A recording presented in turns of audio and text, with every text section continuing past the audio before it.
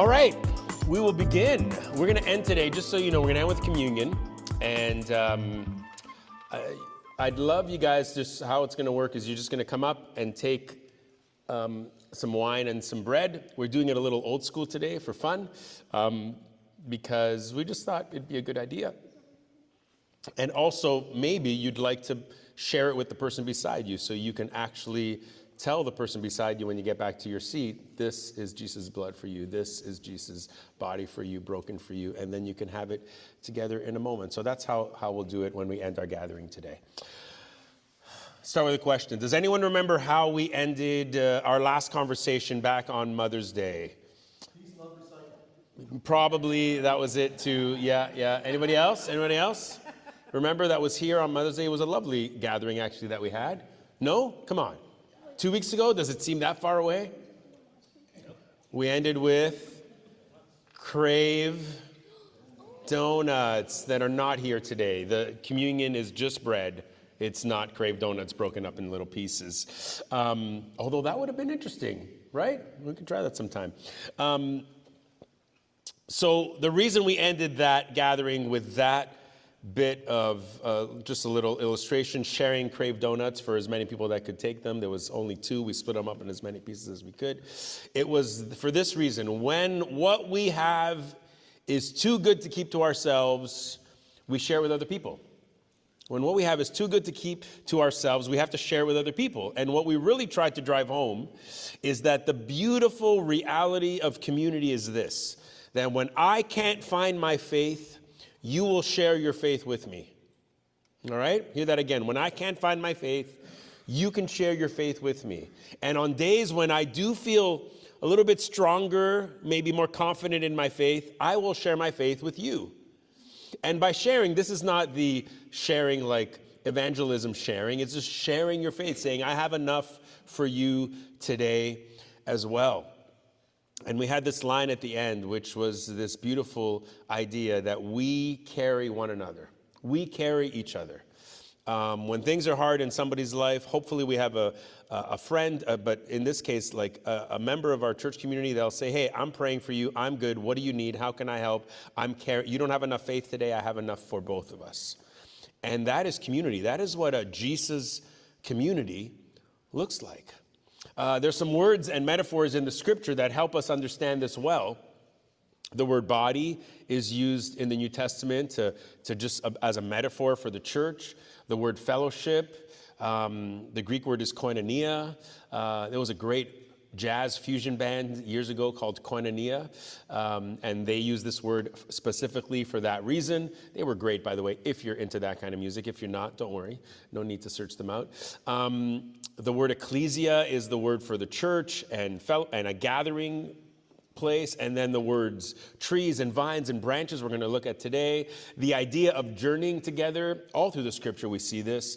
And then even in Israel's story, this idea of crossing over, but not just one person crossing over, but thinking about the whole community crossing over together. We have those kind of narratives or those images in our minds. And one of the metaphors, I think that gets misunderstood at times, in the New Testament specifically, is the metaphor of running. Running is often seen as an individual thing. And Paul uses this reference, we're going to look at in a second. But often when you think about run, you just think like, I am running. Just me, right? I'm going to win this race that I am running. If you talk to someone that was in a race, you say, what place did you come in, right? Because we think individually. But if we look at it from a wider perspective, if we pan out a little bit, we can actually appreciate running as a community activity and a community experience. I don't know if you guys know this. I'm a nerd because I know this stuff, I know this stuff and it makes me more of a running nerd. But in Whitby alone, there are 4 running clubs. All right? The Running Room, hence the name. There used to be a running club at each of them, Oshawa, Whitby, Pickering, and then during COVID, they just brought all together, so it's in Whitby. So on any given Wednesday, doesn't matter your level, of running, walking, slow, fast. You can show up and there'll be 30, 40 people packed in this store, and then they all run together, and then they all spread out because some people are fast and some people are slow, and then they arrive back eventually at the same place. There's a group that I run with called BBR Runners. We're in Brooklyn, and that happens every single week, no matter who shows up. There's this really cool run called Park Run, and this happens in Whitby at the lake at 9 a.m. every Saturday morning. But here's the cool thing about Park Run. It happens all over the world at 9 a.m. on a Saturday morning. So if you are in London, if you are in Italy, if you are in some part of the world, likely there is a park run for you to show up at and run with other people. And they even keep your stats. So that way everybody feels like they're all doing this together. And in Durham alone, there's one in Whitby, there's one in Pickering Village, there's one in Uxbridge, and I think there's one in Coburg as well. Came across that one. And it's amazing. So you just show up and you run with a whole bunch of different people. And the first running group I went to, this is what got me onto this, was Town Runners. Town Brewery has a running group. And I wanted to go to a place that I would kind of understand what it feels like to go to a place that I know nobody and figure out how to do this community thing. You know, twiddling your thumbs, saying, is anyone going to talk to me? What's going to happen?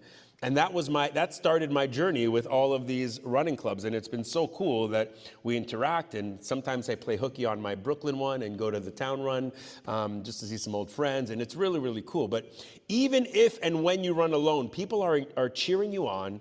And there's always this community that encourages you.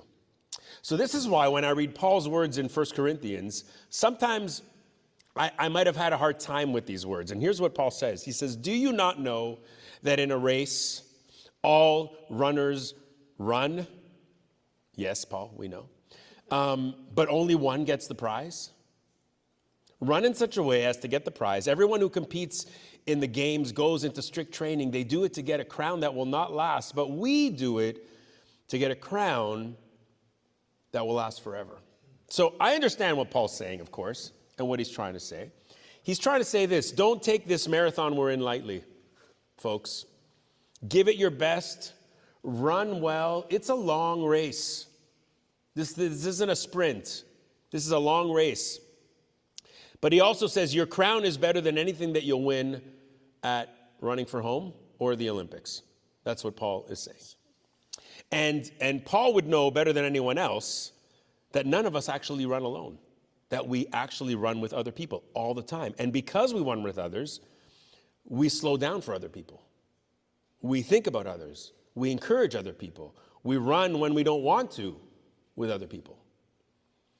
A writer that I've read the last couple of years, A.J. Swoboda, great name. Sounds like an old hockey player from the Canadiens, if you remember that name. And this is a quote from one of his recent books called Slow Theology. Great book. I highly recommend it. He says, how we run the race with others exposes the deepest things that we believe about God. Isn't that fascinating? I mean, I'm going to post this on Instagram this week so you guys can think about it a little bit further. But how we run the race with others exposes the deepest things that we think or we believe about God.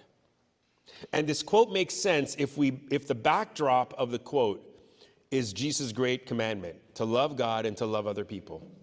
And that we are running this race together, right?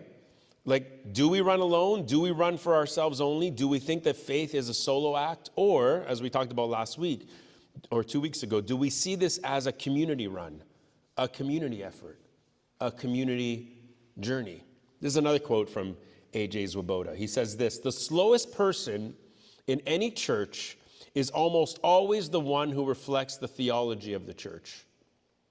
We see that person as the one who brings us close to the heart of God. That's also something to think about a little bit more. Henry Nouwen, who left his academic life to come and work in Toronto to work with some folks that were dealing with some physical challenges, would agree with this. He'd say, the people that I worked with, they're the ones that taught me the most about Jesus. They're the ones that taught me the most about God. And this is why running with others in real life is this beautiful metaphor for the church. The distances vary. The speeds are different. The body makeups are different. If you look at a running group, they're not all skinny and light. All right? They're not all the same body type. We cheer everybody on as we cross the line. So I run with a few different people. I run with my good friend Nicole, who is faster than me. There's some of our people, one of our friends is named Sadir, who is feather light and runs so fast, and he doesn't have to train at all. It's like he's floating all the time. And I'd be like, Sadir, I don't got a chance with you. Like, you're always a minute per kilometer slower than me. No matter what. I mean, if I kill myself, I might get close. But he will come in looking great, and I'll end huffing and puffing, right? There's my son Jake, who is built like Michael Phelps, and he will never be slower than me. Actually, little story, he went to Spain yesterday for a cycling trip. Somebody stole his bag. He ran him down. He's like, you kidding? That guy's not going to take my bag. In like 30 seconds, he had the guy, and he had his bag back. He's like, what are you doing? Why are you stealing my bag, dummy? So some of us might have lost the bag, but he's like, nope, I got this. No, I trained my whole life for this moment, people. But I run with Jake sometimes, and when I do, he runs slower to run beside me so we can keep talking, right? And then sometimes I'll be like, go, it's fine. I'll see you at home, right? And then there's our friend Chuck. He's a really big guy, little heavier, tall. He slowly but surely plots his way around the route that we're in, and it's beautiful. But here's the thing. We're all running together. We're all doing this thing together. The other place you read about running in the New Testament is Hebrews chapter 12. And the writer says this, therefore, since we are surrounded by such a huge crowd of witnesses to the life of faith, let us strip off every weight that slows us down, especially the sin that so easily trips us up. And let us run with endurance the race God has set before us. I love, this is plural here that the writer says. Let us run the race that God has set before us. We do this by keeping our eyes on Jesus, the champion who initiates and perfects our faith. What is the backdrop of our race? It's the community of those who have been faithful. So there's people that have run before you, right? It's people that have found faith in Jesus or are finding faith or who are figuring out faith in Jesus. We're all running together. I love that the writer of Hebrews just says, like, you're surrounded by this huge cloud of people. They've already run, but they're still cheering you on. They're still saying, keep going. You're doing great. Come on, you can make this. You can do this. I love that. And just like the 4 men in Mark chapter 2 we talked about 2 weeks ago, if you remember, who carried their sick friend to Jesus, right? The sick man didn't have the faith. His friends did. We carry each other in our race with and for Jesus. It's such a beautiful metaphor and analogy. Which leads us to this other word that I want to talk about today, and that word is the word abide. Jesus' teaching in John 15 is this classic parable or analogy. And I think we often, in this story, for good reason, we focus on, and you're going to hear it in a second, we focus on the vines and the branches and the fruit that come out in this, metaphor. But this beautiful old word comes up that draws us in. It's the word abide. And in the translation I'm going to read, it's actually the word remain. You can translate it either way. But the old translation that some would read years ago, the word abide, and I think it's a beautiful word. But this is the scripture. It says, I am the true grapevine, and my Father is the gardener. Remain or abide in me, and I will remain and abide in you. For a branch cannot produce fruit if it is severed from the vine, and you cannot be fruitful unless you remain in me. Yes, I'm the vine, you are the branches. Those who remain in me or abide in me, and I in them, they will produce much fruit, for apart from me you can't do anything. If you remain in me and my words remain in you, you may ask for anything you want, and it'll be granted. I have loved you, even as the Father has loved me. So abide or remain in my love. That word remain is, I think, better translated in my view. At least it sounds just there's something rich about the word abide. So I just want to reflect on that word for a second. It's not a word that we use very often. I don't, go and hang out and have coffee with someone and say, it was so nice to abide with you today. I would never use that term, right? But the Greek word that John uses is the word meno. And it's a common and ordinary word that means this: living, persisting, or remaining in one place. Living or persisting or remaining in one place. I love that. So sticking around. That's what it means. John uses this word earlier in chapter 1, verse 38, when the disciples asked Jesus, "Where are you staying, Jesus?" They're saying, "Where are you mennoing? Where are you hanging out, Jesus?" The idea of discipleship or apprenticeship is, at its simplest form, it's just staying in close proximity, sticking around, mennoing, hanging out with Jesus, staying connected in close proximity to Jesus and with Jesus people. And there's just something beautiful about finding a home and a resting place with God here and now and staying close to him. That's what Jesus means when he says in John 15:9, "Abide in my love." He's saying, make yourself at home in my love. And here's what's wonderful about this text. If Jesus is the vine and we are the branches, then abiding in him is a communal act, not just an individual act. It's both. It's a together thing. It really is. A branch might look like it's just a branch on its own, right? But it can't be a branch unless it's a branch with other branches. It just can't. It would never have just came about on its own. You'd never find a branch, unless you're just going to use it for firewood. It's like, that's it. But if you thought about it, you're like, well, this was never a solo thing. This branch was part of a family of branches that was part of a tree. Such a beautiful understanding. It just could never be, right? It's a branch with other branches from the same vine or the same tree. So when we stay close to Jesus, when we menno with him, use the old Greek word, we're essentially abiding, remaining, staying close to Jesus together. I'll be a better branch. I only have a chance to be a branch if I'm a branch with you, connected to Jesus.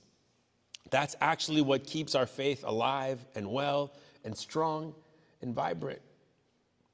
And if I want to figure out, if I'm in a place in my life where I'm figuring out still the whole Jesus thing, staying as close to the actual vine is going to help to actually be the branch or the fruit that can come from it.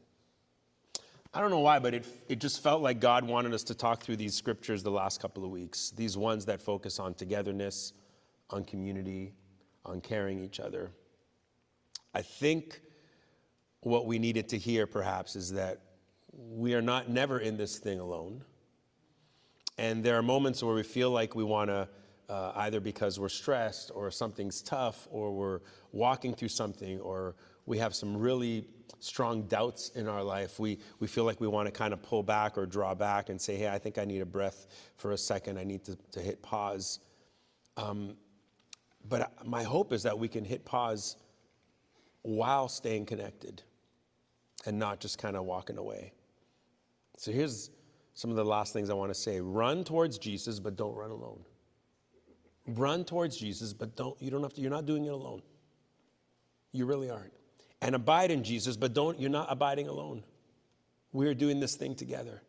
And I think because we live in our North American context, so connected to our individualistic neighbors in the South, and again, I love our neighbors, but I feel like we get that kind of idea from our Western culture. It's like it's about you win, you make enough money, you make sure that you die with the most toys, right? This is like the idea that we've been taught a bit too much.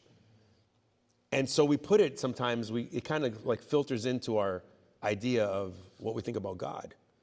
And it was never that. It's about doing this thing together and crossing over together and running together. If you're slow, fast, light, heavier, been doing it for a long time, just started yesterday, it doesn't matter.